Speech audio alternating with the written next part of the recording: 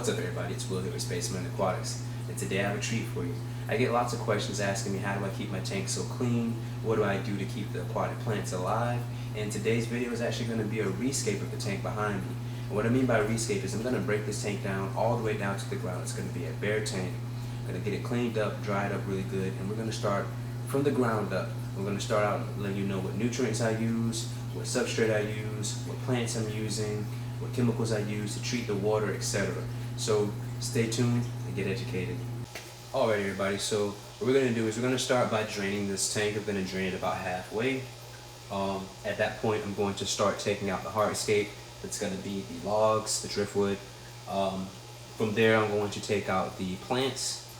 After that I'm going to take out the fish, and then further drain the tank.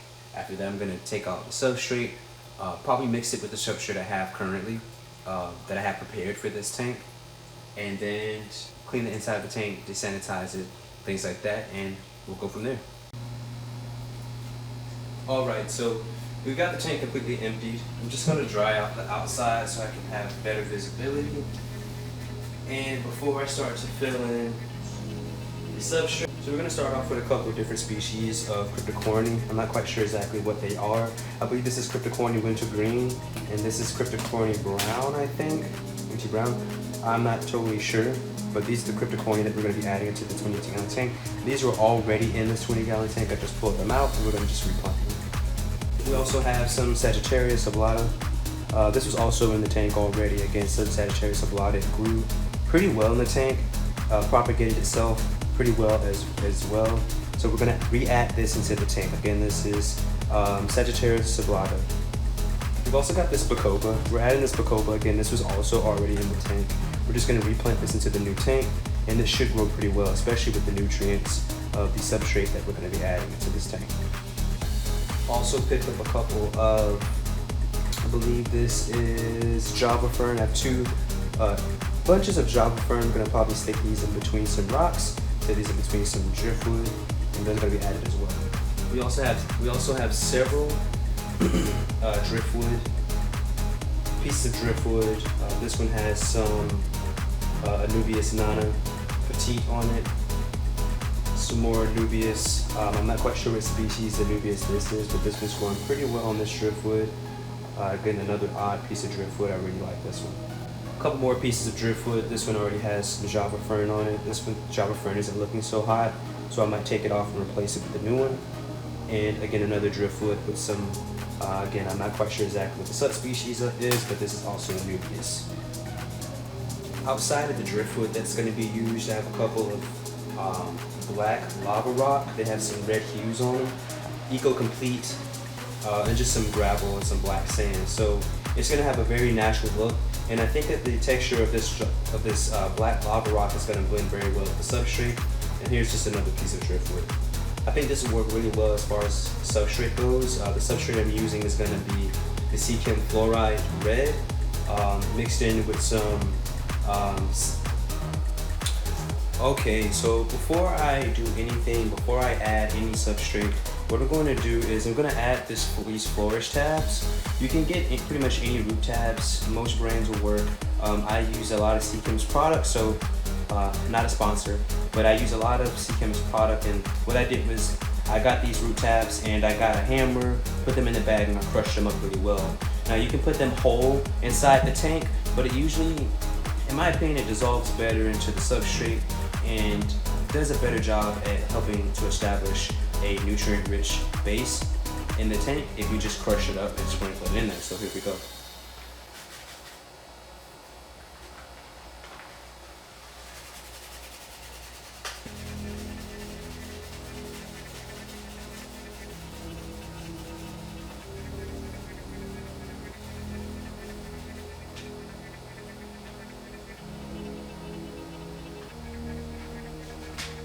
Now we'll add in the substrate.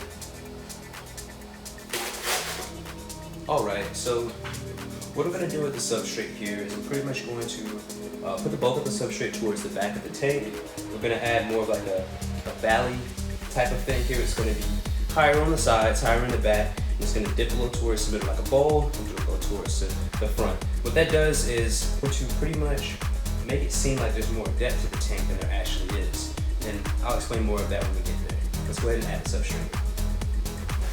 All right. I'll add a little bit more towards the middle, and in the front, will actually be a bit of sand that I'm adding to this tank. All right, next, towards this front area here, I'm gonna be adding some sand.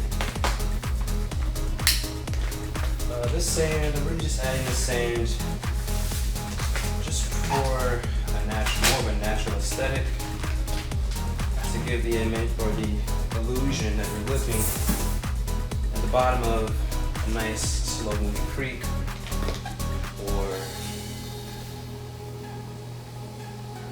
along a riverbed or something like that.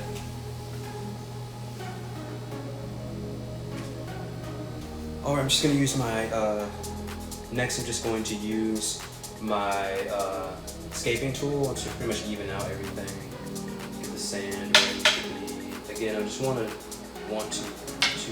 give this illusion that there's more of like a dip in the middle of the tank. And again, this will help create an optical illusion that there's a lot more depth to this tank than there actually is.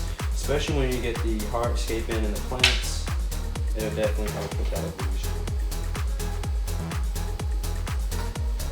First things first, I'm going to position these lava rocks somewhere in here that looks the best. I'm gonna look for what side has the most texture.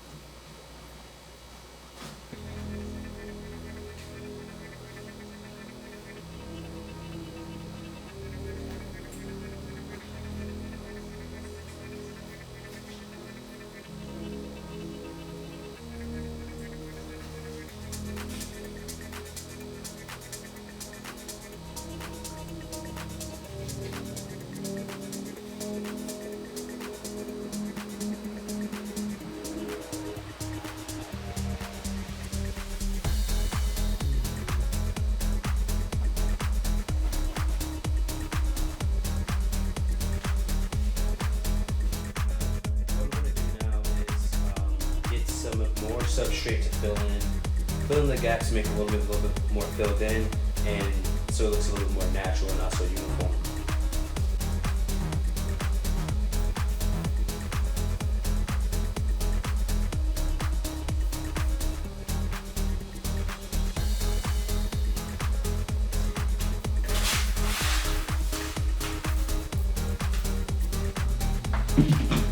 Now, so what we're going to do is we're going to go ahead and add a little bit of water to the tank so we can start planting.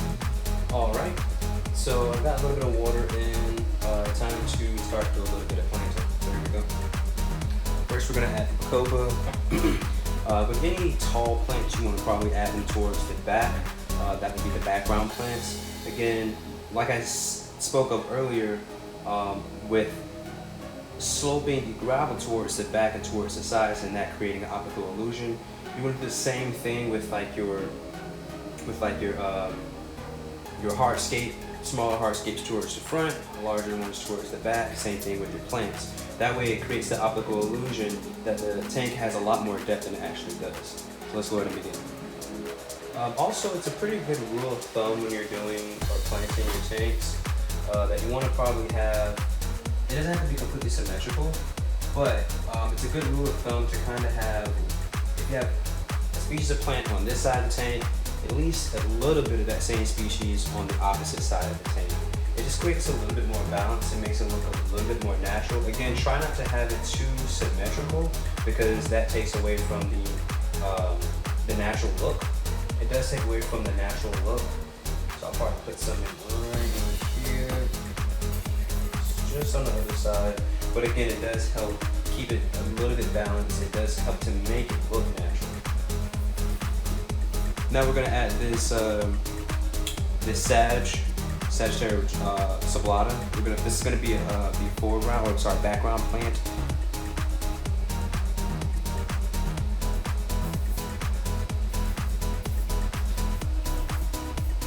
Plant these maybe about half an inch apart. Give it some room for the roots to set.